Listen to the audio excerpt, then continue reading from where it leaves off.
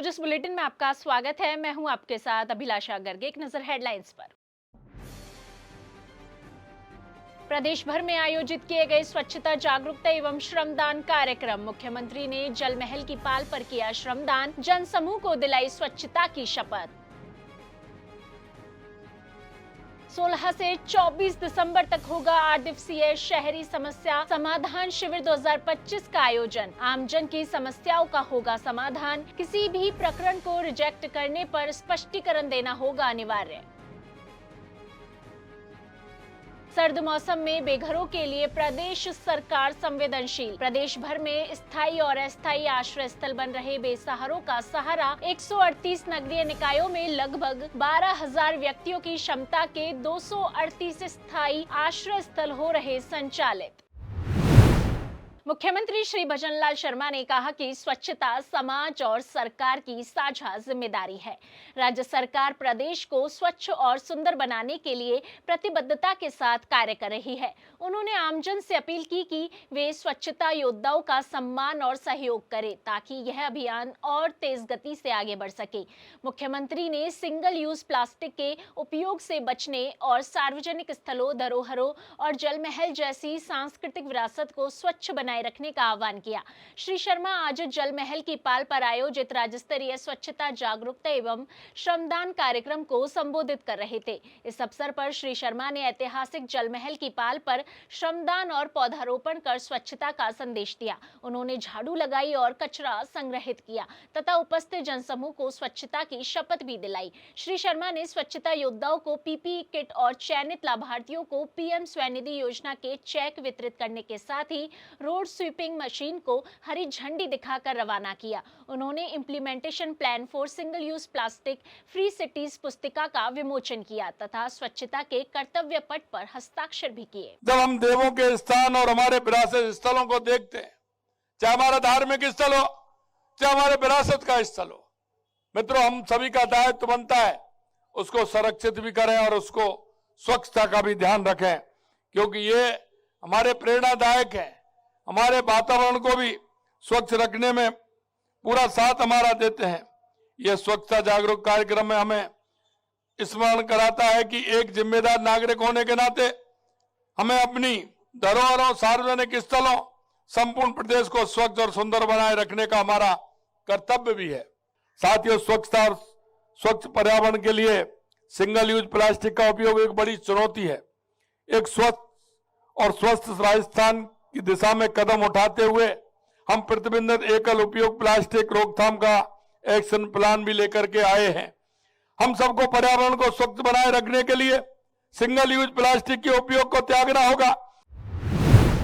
मुख्यमंत्री श्री भजनलाल शर्मा ने बताया कि राज्य सरकार युवाओं के रोजगार, किसानों, घरेलू उपभोक्ताओं और उद्यमियों के लिए महत्वपूर्ण कदम उठा रही है।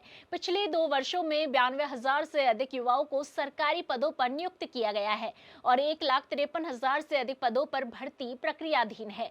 बिजली और पानी जैसी बुनियादी सुविधाओं में सुधार किया गया है। किसानों को 22 जिलों में दिन के समय बिजली उपलब्ध कराई जा रही है। साथ ही पीएम स्वनिधि योजना के माध्यम से स्ट्रीट वेंडर्स को आत्मनिर्भर बनाने और आर्थिक सशक्तिकरण देने का कार्य जारी है। मुख्यमंत्री ने कहा कि प्रदेश में स्वच्छ भारत मिशन के तहत लाखों व्यक्तिगत और सामुदायिक शौचालय बनाए गए हैं और 42,000 से अधिक गांवों को ओडीएफ प्लस घोषित किया गया है। महामारी के समय जब देश मानव जीवन के साथ ही आजीविका के संकट से जूझ रहा था, उस समय देश के यशस्वी प्रधानमंत्री नरेंद्र मोदी जी ने एक पीएम स्वनिधि योजना शुरू की थी। आज मुझे सम्मान देते हुए खुशी है। मैं हमारी बहन से पूछ रहा था कि आपने काम कहां से स्टार्ट किया।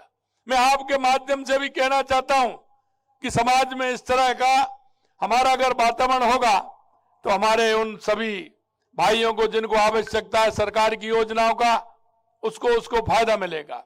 स्वनिधि योजना एक ऐसी योजना है, उसका आपको फायदा किसी तरह की कोई वो नहीं है। हम उसमें ब्याज मुक्त आपको ऋण देने का काम करते हैं और मैंने कई जगह देखा है ये स्वनिधि योजना प्रधानमंत्री जी की सबसे उत्तम योजना है। इसमें छोटे छोटे जो हमारे ठेली वाले हैं, सब्जी वाले हैं, फूल वाले हैं, साइकिल वाले हैं, चाय वाले हैं, ये जो हमारे समाज में छोटी छोटी आवश्यकताओं को पूर्ति भी करते हैं और एक वो अपना परिवार भी पालते हैं। मुख्यमंत्री श्री भजनलाल शर्मा ने आज सुबह जयपुर के ऐतिहासिक चौड़ा रास्ता क्षेत्र में आमजन के बीच पहुंचकर चाय का स्वाद लिया और लोगों से आत्मीय संवाद किया। मुख्यमंत्री ने स्थानीय वेंडर्स और दुकानदारों से उनकी दिनचर्या व कारोबार की जानकारी ली और उन्हें राज्य सरकार की जनकल्याणकारी योजनाओं से अधिकतम लाभ उठाने के लिए प्रेरित किया। मुख्यमंत्री ने चाय का भुगतान यूपीआई के माध्यम से करके डिजिटल इंडिया को बढ़ावा देने का संदेश दिया। उन्होंने कहा कि डिजिटल लेन देन से पारदर्शिता बढ़ती है और आमजन को सुविधा मिलती है। मुख्यमंत्री के आत्मीय और सहज व्यवहार से मौके पर मौजूद लोगों में उत्साह का माहौल देखने को मिला। मुख्यमंत्री श्री भजनलाल शर्मा के कुशल नेतृत्व और नगरीय विकास एवं आवासन मंत्री श्री झाबर सिंह खर्रा के निर्देशन में राज्य सरकार द्वारा शहरी नागरिकों की समस्याओं के त्वरित और प्रभावी निस्तारण के उद्देश्य से 16 से 24 दिसंबर तक 8 दिवसीय शहरी समस्या समाधान शिविर 2025 आयोजित किए जाएंगे। इनकी तैयारियों को लेकर नगरीय विकास एवं आवासन विभाग के प्रमुख शासन सचिव श्री देवाशीष पृष्टि ने डीएलबी मुख्यालय से वीसी के माध्यम से संबंधित अधिकारियों की बैठक ली। बैठक में श्री पृष्टि ने शिविरों की रूपरेखा, क्रियान्वयन, मॉनिटरिंग और जन सुविधाओं को सुचारू रूप से सुनिश्चित करने संबंधी सभी बिंदुओं पर विस्तृत चर्चा कर आवश्यक दिशा निर्देश दिए। साथ ही शहरी सेवा शिविर में किए गए कार्यों की प्रगति की भी समीक्षा की गई। श्री पृष्टि ने निर्देश दिए कि राज्य सरकार की मंशा के अनुसार शहरी समस्या समाधान शिविर 2025 का आयोजन राज्य की प्रत्येक नगरीय निकाय एवं प्राधिकरण पर अनिवार्य रूप से किया जाए। उन्होंने स्पष्ट किया कि शिविरों में लंबित प्रकरणों के साथ साथ प्राप्त होने वाले सभी नए आवेदनों का निस्तारण शिविर स्थल पर ही उसी दिन किया जाना सुनिश्चित किया जाए। किसी भी प्रकरण को रिजेक्ट करने पर स्पष्टीकरण दिया जाना अनिवार्य होगा। राजस्थान में शीतलहर और सर्दी आम जनजीवन को प्रभावित कर रही है। कई शहरों में पारा 10 डिग्री से नीचे पहुंच गया है और मौसम की मार सबसे ज्यादा उन लोगों पर पड़ती है जिनके पास सर छुपाने को छत नहीं होती। मुख्यमंत्री श्री भजनलाल शर्मा के नेतृत्व में राज्य सरकार ऐसे जरूरतमंदों को सम्मानजनक आश्रय देने के लिए प्रतिबद्ध है। प्रधानमंत्री श्री नरेंद्र मोदी के मार्गदर्शन में राजस्थान सरकार दीनदयाल अंत्योदय योजना और राष्ट्रीय शहरी आजीविका मिशन के तहत निर्मित स्थायी आश्रय स्थलों में शहरी बेघर व्यक्तियों को निशुल्क आश्रय और अन्य सुविधाएं उपलब्ध करवा रही है। वर्तमान में राज्य के 138 नगरीय निकायों में 12,000 व्यक्तियों की क्षमता वाले 238 स्थायी आश्रय स्थल संचालित है, जबकि 109 नगरीय निकायों में 9,435 व्यक्तियों की क्षमता वाले 139 अस्थायी आश्रय स्थल भी चलाए जा रहे हैं। सभी स्थलों में स्वच्छ पानी, बिजली, शौचालय, रसोई और गीजर जैसी मूलभूत सुविधाएं उपलब्ध है। मुख्यमंत्री श्री भजनलाल शर्मा ने वर्ष 2024 में भी रैन बसेरों में रह रहे लोगों से मुलाकात कर उनकी कुशल क्षेम पूछी और सड़कों पर रह रहे निराश्रितों को कंबल वितरित किए थे। ये कदम राज्य में नर सेवा नारायण सेवा की भावना को आगे बढ़ाते हुए जरूरतमंदों के प्रति संवेदनशील और समर्पित प्रशासन की प्रतिबद्धता को दर्शाती है।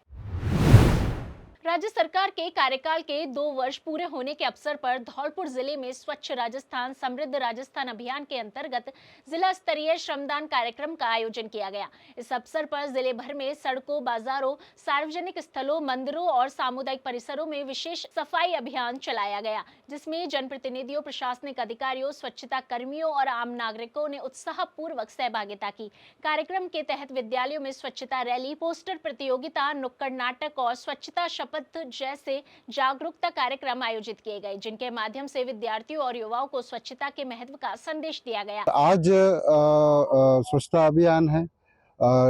नगर परिषद क्षेत्र में भी स्वच्छता अभियान करके आए, गांधी पार्क में धौलपुर में किया गया और उसके बाद शपथ भी लिया गया और यहाँ पर भी तालाबशाही एरिया में ग्रामीण परिप्रेक्ष्य में हमने यहाँ पे स्वच्छता कार्यक्रम किया और ये पूरे धौलपुर में जितने भी ग्राम पंचायत है वहाँ पे चल रहा है और ये स्वच्छता जो है एक निरंतर प्रक्रिया है, इसको हमेशा बरकरार रखना चाहिए। और दूसरी बात यह है कि ये सिर्फ एक दिन का काम नहीं है और आज तालाबशाही में सभी लोगों ने बढ़ चढ़ के पार्टिसिपेट किया और सभी लोगों ने अच्छे से, सिर्फ फॉर्मेलिटी नहीं, फोटो के लिए नहीं, बल्कि एक्चुअली सफाई किया है। ये हमेशा होना चाहिए। सुजस बुलेटिन में आज के लिए इतना ही। फिर होगी आपसे मुलाकात, तब तक के लिए नमस्कार।